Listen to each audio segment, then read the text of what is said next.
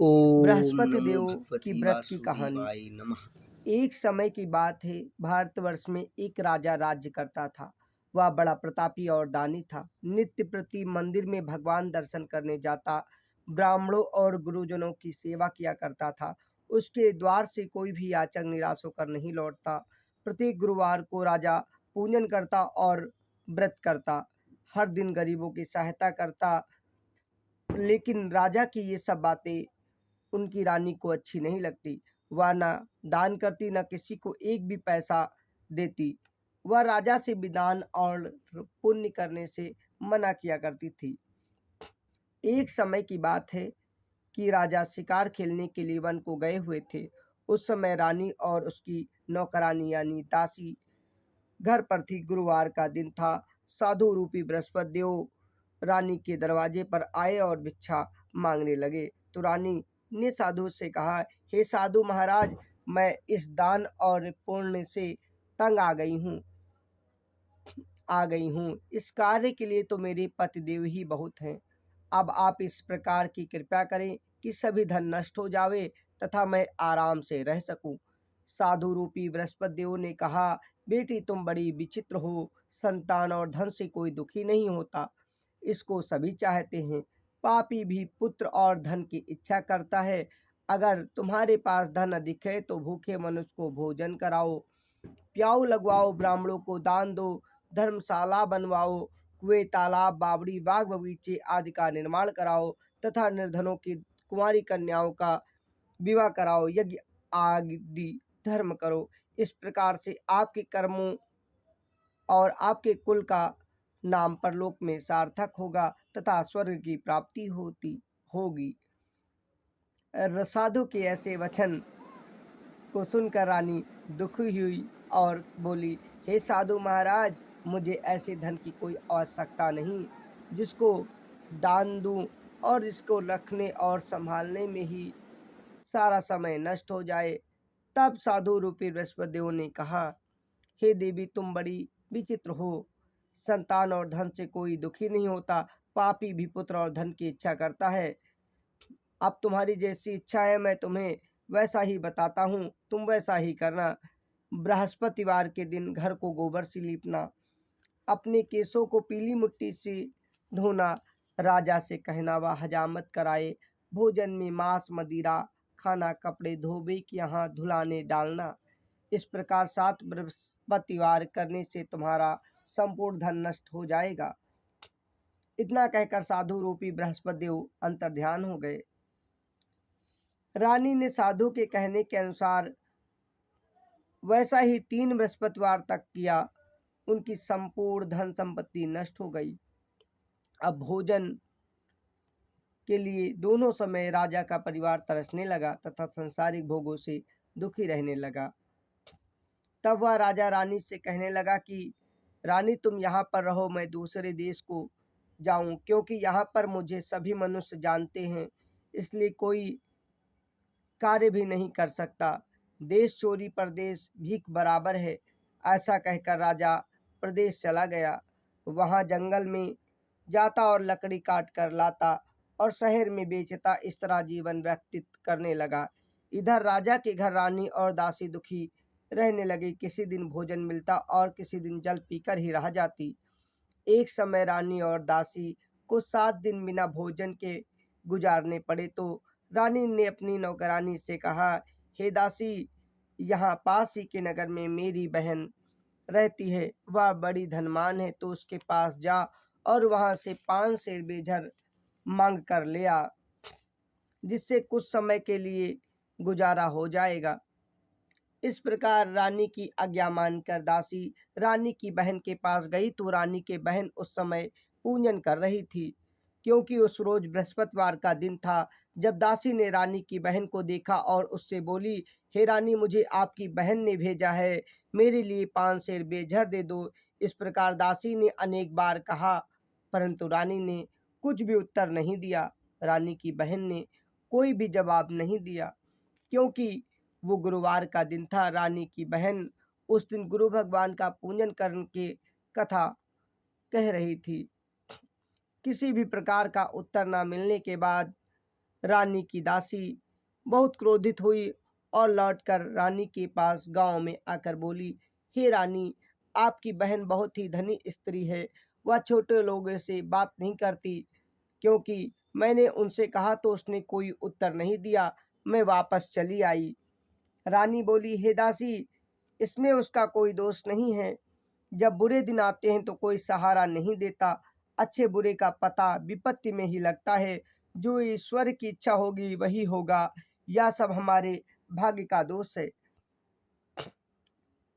इधर उस रानी ने देखा मेरी बहन की दासी आई थी, लेकिन वह उससे कुछ नहीं बोली, तो वह बहुत दुखी हुई होंगी। इतना कहने के बाद विष्णु भगवान की कथा सुना और विष्णु भगवान का पूजन समाप्त करने के बाद रानी की बहन अपनी बहन के घर गई और बोली, बहन, मैं विष्णु भगवान का पूजन कर रही थी, तुम्हारी दासी घर आई थी, परंतु जब तक कथा होती है तब तक ना उठते हैं और ना बोलते हैं, इसलिए मैं ना बोली। कहो दासी क्यों गई थी?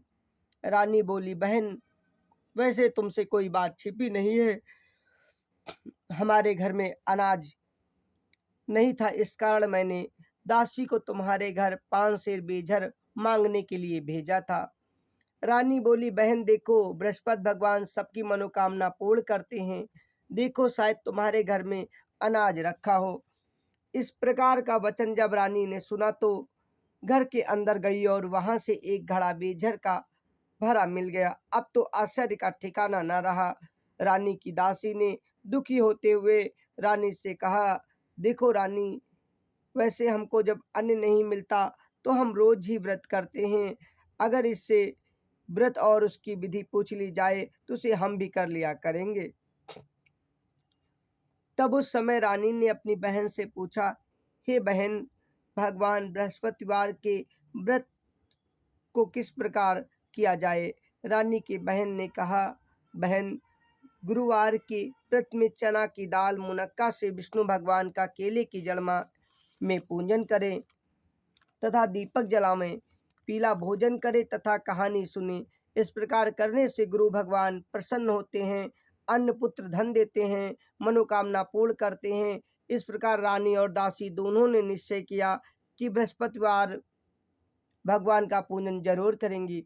7 रोज बाद जब बृहस्पतिवार आया तो उन्होंने व्रत रखा। घोड़साल में जाकर चना और गुड़ बीन लाई तथा उसकी दाल से केले की जड़ में तथा विष्णु भगवान का पूजन किया। अब भोजन पीला कहाँ से आवे? बेचारी बड़ी दुखी हुई, परंतु उन्होंने व्रत किया था, इस कारण गुरु भगवान प्रसन्न थे। तो वो 2 थालों में सुंदर पीला भोजन लेकर आए और दासी को देकर बोले, हे दासी, यह भोजन तुम्हारे और रानी के लिए है, तुम दोनों भोजन करना। दासी भोजन पाकर बड़ी प्रसन्न हुई और रानी से बोली, रानी जी भोजन कर लो। रानी को इस बारे में कुछ पता नहीं था, इसलिए वह दासी से बोली, जा तू ही भोजन कर ले, क्यों तू हमारी व्यर्थ में हंसी उड़ाती है? दासी बोली, एक महात्मा हम दोनों के लिए 2 थालों में पीला भोजन दे गए हैं। दासी का वृतांत सुन रानी ने कहा, वो भोजन तुम्हारे लिए ही दे गए होंगे। इतना कहने के बाद दासी ने भोजन दिखाकर रानी से कहा, अब रानी और बांदी यानी दासी दोनों ने गुरु भगवान को नमस्कार कर पीला भोजन प्रारंभ किया। अब वह प्रत्येक गुरुवार को भगवान का व्रत विष्णु भगवान का पूजन केले के वृक्ष में करने के बाद भगवान से प्रार्थना करते। ऐसा करते करते अभी कुछ ही बृहस्पतिवार बीते थे कि विष्णु भगवान की कृपा से रानी और दासी के पास धन हो गया। अब रानी फिर पहले की तरह आलस्य करने लगी। तब दासी बोली, देखो रानी, तुम पहले भी इस प्रकार आलस्य करती थी, तुम्हें धन के रखने में कष्ट होता था, इस कारण सभी धन नष्ट हो गया। अब गुरु भगवान की कृपा से धन मिला है तो तुम्हें फिर आलस्य होता है। बड़ी मुसीबतों के बाद हमने यह धन पाया है, इसलिए हमें दान पुण्य करना चाहिए। भूखे मनुष्य को भोजन कराओ, प्याऊ लगवाओ, ब्राह्मणों को दान दो। कुआं, तालाब, बावड़ी, बाग बगीचे आदि का निर्माण कराकर मंदिर, पाठशाला, बनाकर उन्हें दान दे तथा निर्धनों की कुंवारी कन्याओं का विवाह कराते हुए धन को शुभ कार्यों में खर्चा करो, जिससे तुम्हारे कुल का यश बढ़े और पितृ प्रसन्न हो, स्वर्ग की प्राप्ति हो। तब रानी ने इस प्रकार के कर्म करने आरंभ कर दिए। अब तो चारों तरफ रानी की प्रतिष्ठा फैलने लगी। एक दिन रानी और दासी विचार करने लगी कि पता नहीं राजा प्रदेश में किस दशा में होंगे, उनकी कोई खोज खबर नहीं है। भगवान से उन्होंने प्रार्थना की और भगवान ने रात्रि में राजा को स्वप्न में कहा, हे राजा उठ, तेरी रानी तुझको याद करती है, अब अपने देश को चला जा। प्रातःकाल उठ और विचार राजा प्रातःकाल उठा और विचार करने लगा। स्त्री जाति खाने और पहनने की साथी होती हैं। भगवान की आज्ञा मानकर वह अपने नगर के लिए चलने को तैयार हुआ है। इससे पूर्व जब राजा प्रदेश चला गया था तो प्रदेश में दुखी रहने लगा। प्रतिदिन जंगल में लकड़ी काट कर लाता और उन्हें शहर में बेचकर दुखी जीवन बड़ी कठिनाई से व्यतीत करने लगा।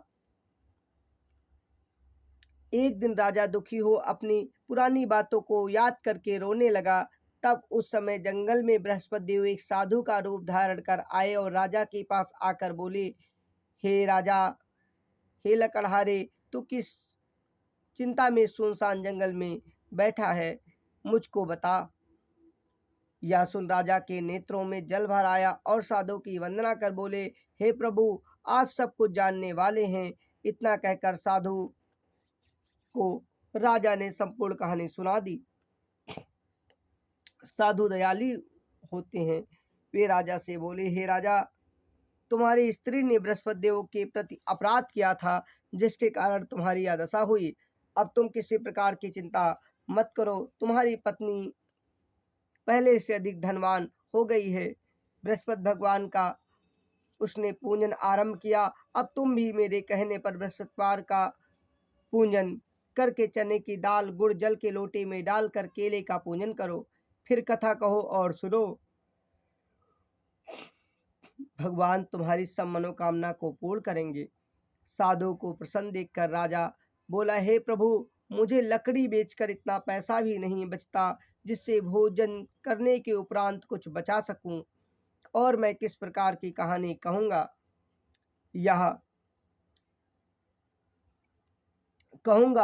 यह मुझको कुछ भी मालूम नहीं है। साधु ने कहा, हे राजा, तो किसी बात की चिंता मत कर। बृहस्पतिवार के दिन तुम रोजाना की तरह लकड़ियां लेकर शहर में जाओ। तुम्हें रोज के दोगुने धन प्राप्त होंगे, जिससे तुम भली भांति भोजन करोगे तथा बृहस्पति देव की पूजन का सामान भी आ जाएगा। बृहस्पति देव की कहानी इस प्रकार है। प्राचीन काल में एक ब्राह्मण था। वह बहुत ही निर्धन था, उसके कोई संतान नहीं थी। उसकी स्त्री बहुत मालिनता के साथ रहती।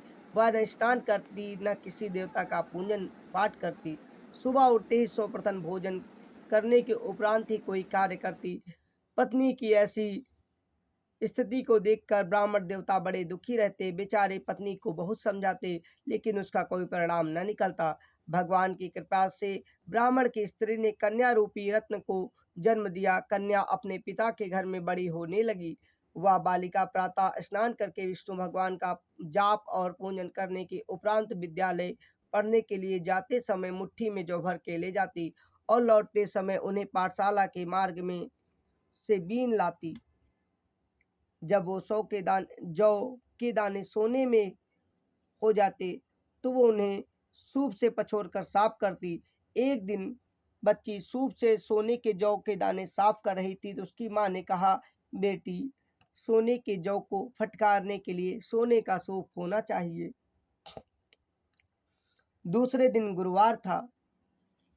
कन्या ने भगवान बृहस्पतिवार का व्रत रखा और भगवान से प्रार्थना की, हे प्रभु, मैंने आपकी पूजन सच्चे मन से की हो तो मेरे लिए सोने का सूप दे दो। बृहस्पति देव ने उसकी प्रार्थना स्वीकार कर ली। रोजाना की तरह वह कन्या जौ फैलाते हुए जाने लगी।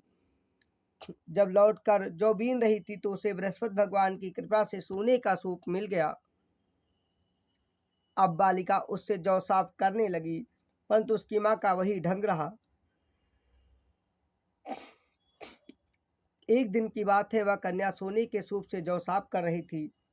उस समय उस शहर का राजकुमार वहां से होकर निकला। कन्या और उसके कार्य को देखकर राजकुमार मोहित हो गया और घर में आकर अन्य जल त्याग कर उदास हो लेट गया। राजा ने जब आकर देखा तो प्रधानमंत्री से कहा, क्या दशा है पुत्र की। इसी बीच राजा का पुत्र बोला, महाराज, मुझे किसी प्रकार का कष्ट नहीं है, किसी ने अपमान नहीं किया अथवा कोई मुझे कष्ट आपकी कृपा से नहीं है।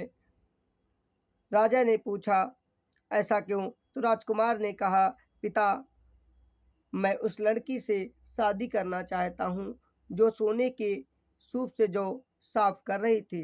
राजा ने कहा, ऐसी लड़की का पता तुम ही लगाओ, मैं उसके साथ तुम्हारा विवाह कर दूंगा।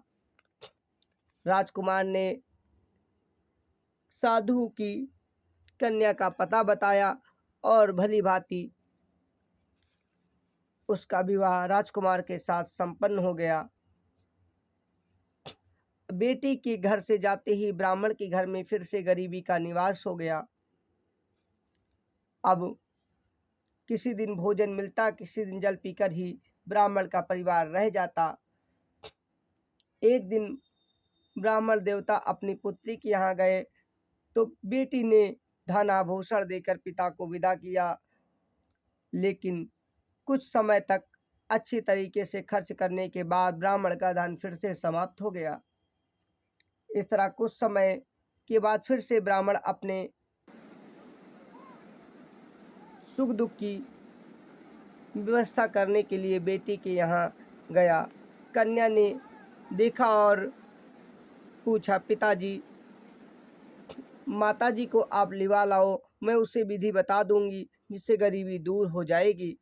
ब्राह्मण देवता अपनी स्त्री को साथ लेकर पहुंचे तो पुत्री ने माँ को बहुत समझाया कि तुम प्रातःकाल उठकर स्नान आदि करके विष्णु भगवान का पूजन करो तो सब गरीबी दूर हो जाएगी। परंतु उसकी माँ का उस पर कोई प्रभाव ना पड़ा। दूसरे दिन क्रोधित होकर बेटी ने माँ को एक कमरे में बंद कर उसमें से खाने का सामान निकाल लिया। अब जबरदस्ती स्नान करा के पूजन कराया। धीरे धीरे यही करते करते ब्राह्मण की पत्नी भगवान विष्णु का पूजन पाठ करने लगी। इतना करते ही उसके घर से गरीबी भाग गई और स्नान दान पूजन पाठ से भगवान प्रसन्न हो उन्हें धन और पुत्र देकर स्वर्ग की प्राप्ति कराई। इस व्रत के प्रभाव से उसकी माँ को पुत्र उत्पन्न हुआ। ये कहानी सुनाकर गुरुदेव ने ब्राह्मण को पूजन आदि की संपूर्ण प्रणाली को बताया कि जिस प्रकार ब्राह्मण और उसकी पत्नी ने किया है उसी प्रकार करने से आपकी संपूर्ण मनोकामना पूर्ण हो जाएंगे। इतना कहते ही ब्राह्मण देवता गायब हो गए। धीरे धीरे समय बीतने के बाद बृहस्पतिवार का दिन आया। राजा जंगल से लकड़ी काट कर किसी शहर में बेचने गया। उस दिन उसे रोज से दोगुने धन मिले। राजा ने चना गुड़ बीन कर ला बृहस्पति भगवान की कथा कही। उस दिन उसके सभी कष्ट दूर हो गए। अगला बृहस्पतिवार आया तो राजा काम की हड़बड़ी में भूल गया, जिससे बृहस्पति भगवान नाराज हो गए। उस दिन उस नगर के राजा ने विशाल यज्ञ का आयोजन किया तथा शहर में यह घोषणा करवा दी, कोई भी मनुष्य अपने घर भोजन न बनावे तथा आग भी न जलावे। सब लोग मेरे यहाँ भोजन करने आवे। इस आज्ञा को जो ना मानेगा उसके लिए फांसी की सजा दी जाएगी। इस प्रकार की घोषणा संपूर्ण नगर में करवा दी गई। राजा की आज्ञानुसार शहर के सभी लोग भोजन करने गए, लेकिन लकड़हारा लकड़ी काटने के कारण कुछ देर से पहुंचा। राजा उसे अपने साथ घर लिवा ले गए और भोजन कराने लगे। सामने ही एक खूंटी पर रानी का हार लटका हुआ था। राजा के देखते ही देखते खूंटी ने हार को निगल लिया। जब रानी आई और देखा खूंटी पर हार नहीं है तो उसने निश्चय किया इस मनुष्य ने ही मेरा हार चुरा लिया होगा। रानी ने तुरंत पुलिस को बुलवाकर राजा रूपी लकड़हारे को जेल खाने में डलवा दिया। अब राजा जेल खाने में गया तो बहुत दुखी होकर विचार करने लगा, न जाने कौन से पूर्व जन्मों के कर्म से ऐसा दुख प्राप्त हुआ है, और उसी साधु को याद करने लगा जो जंगल में मिला हुआ था। उस समय बृहस्पति देव फिर से साधु का रूप धारण कर प्रकट हुए और ब्राह्मण की दशा देख लकड़हारे रूपी कैदी की दशा देखकर कहने लगे, अरे मूर्ख, तूने बृहस्पति देवता की कथा नहीं की, इसी कारण तुझे दुख हुआ है। अब चिंता मत कर, बृहस्पतिवार के दिन जेल खाने के दरवाजे पर 4 पैसे पड़े मिलेंगे, जिससे तू बृहस्पति देव की पूजन करना, तेरे सभी कष्ट दूर हो जाएंगे। बृहस्पतिवार के रोज उसे 4 पैसे मिले। राजा ने कथा कही। उसी रात्रि को बृहस्पति देव ने उस नगर के राजा को स्वप्न में कहा, हे राजा, तुमने जिस आदमी को जेल खाने में बंद कर दिया है वह निर्दोष है, वह राजा है, उसे छोड़ देना। रानी का हार उसी खोटी पर लटका हुआ है, अगर तू ऐसा नहीं करेगा तो मैं तेरे राज्य को नष्ट कर दूंगा। इस तरह के रात्रि स्वप्नों को देखकर राजा प्रातःकाल उठा और खोटी पर हार टंगा देखकर लकड़हारे को बुलाकर क्षमा याचना करते हुए सुंदर वस्त्र आभूषण देकर विदा किया। गुरुदेव की आज्ञा से राजा अपने नगर की ओर चल दिए। राजा नगर के समीप पहुंचा तो उसे बड़ा आश्चर्य हुआ, क्योंकि उस नगर में पहले से अधिक कुएं, बावड़ी, बाग, बगीचे, मंदिर और धर्मशाला बने हुए थे। राजा ने पूछा, यह किसका बाग है? सभी ने बताया, ये बाग, धर्मशाला, सभी चीजें रानी और उसकी दासी की हैं। अब तो राजा और आश्चर्य में हुआ, उसे दुख और गुस्सा आया। जब रानी ने सुनी कि राजा आ रहे हैं तो उसने बांदी से कहा कि हे दासी, देख राजा हमको किस बुरी हालत में छोड़ गए थे, वह हमारी ऐसी दुर्दशा को देखकर कहीं लौट ना जाए, इसलिए तू दरवाजे पर खड़ी हो जा। आज्ञा अनुसार नौकरानी दरवाजे पर खड़ी हो गई और राजा आए तो उन्हें अपने साथ लिवा लाई। तब राजा ने क्रोधपूर्वक अपनी तलवार निकालकर रानी से पूछा, बताओ यह धन तुम्हें कैसे प्राप्त हुआ है? तब उन्होंने कहा, हमें यह सब धन बृहस्पति देव के व्रत के प्रभाव से प्राप्त हुआ है। राजा ने निश्चय किया, 7 रोजगार तो सभी बृहस्पतिवार का पूजन करते हैं, परंतु मैं रोजाना दिन में 3 बार कहानी कहा करूँगा तथा रोज व्रत किया करूँगा। अब हर समय राजा के दुपट्टे में चने की दाल बंधी रहती। वह दिन में 3 बार कहानी कहते और व्रत पूजन पाठ करते। एक रोज राजा ने सोचा कि चलो अपनी बहन के यहाँ भी घूम आए, बहुत दिन से गए नहीं हैं। राजा ने घोड़े पर सवार होकर अपनी बहन के घर का प्रस्थान किया। मार्ग में उसने देखा कुछ लोग एक मुर्दे को ले जा रहे हैं। राजा ने उन्हें रोककर कहा, भाइयों, बृहस्पति देव की कहानी सुन लो। वे बोले, लो, हमारा तो आदमी मर गया है और इन्हें अपनी कथा की बड़ी है। लेकिन कुछ आदमी बोले, अच्छा कहो, हम तुम्हारी कथा भी साथ में सुन लेंगे। राजा ने दाल निकाली और चलते चलते आधी ही कथा हुई थी कि मुर्दा हिलने लगा, और जब कथा समाप्त हुई तो मुर्दा राम राम करके खड़ा हो गया। आगे रास्ते में राजा को चलते हुए किसान मिला। किसान अपने खेत में हल जोत रहा था। राजा ने किसान को देखा और उससे बोला, भैया, तुम मेरी बृहस्पति भगवान की कथा सुन लो। किसान बोला, जब तक मैं तेरी कथा सुनूंगा तब तक तो 4 हरैया जोत दूंगा, अपनी कहानी किसी और को सुनाना। इस प्रकार राजा आगे चलने लगा। राजा के हटते ही बैल पर छाड़ खाकर गिर गए। किसान के भी पेट में जोरों का दर्द होने लगा। कुछ समय बाद किसान की पत्नी रोटी लेकर आई तो किसान की दशा देखकर पूरी कहानी सुन राजा की खोजबीन में चली गई। घुड़सवार राजा को देखकर किसान की पत्नी ने कहा, राजन, आप मेरे साथ चलो, मैं तुम्हारी कथा सुनूंगी, लेकिन कथा खेत पर कहना। राजा ने किसान की पत्नी की बात सुनकर खेत पर पहुंचकर जैसे ही कथा सुनाई। किसान के पेट का दर्द ठीक हो गया, बैल भी खड़े हो गए। अब वहां से प्रस्थान ले राजा अपने बहन के घर पे पहुंचा और आराम करते हुए दूसरे रोज देखा कि सभी लोग भोजन कर रहे हैं। राजा ने अपनी बहन से कहा, बहन, ऐसा कोई आदमी है जिसने अभी तक भोजन नहीं किया है? वो हमारी बृहस्पति देव की कथा सुन ले। तब राजा की बहन ने कहा, भैया, यह ऐसा ही देश है, यहाँ लोग पहले भोजन करते हैं, बाद में अन्य कार्य। अगर कोई पड़ोस में हो तो देखाऊं। या कहकर देख चली गई। तो राजा की बहन को पता चला कि पास में एक कुम्हार का बेटा बीमार है। 3 रोज से उसके घर में चूल्हा नहीं जला है। तो उसने कुम्हार से पूछा। कुम्हार कथा सुनने के लिए तैयार हो गया। राजा ने कुम्हार के घर पर जाकर बृहस्पति देव की कथा कही, जिसको सुनकर किसान का कुम्हार का लड़का ठीक हो गया। अब राजा की चारों तरफ से प्रशंसा होने लगी। कुछ दिन बहन के घर में आराम से रहने के बाद एक दिन राजा ने अपनी बहन से कहा, हे बहन, हम अपने घर को जाएंगे, तुम भी साथ चलो।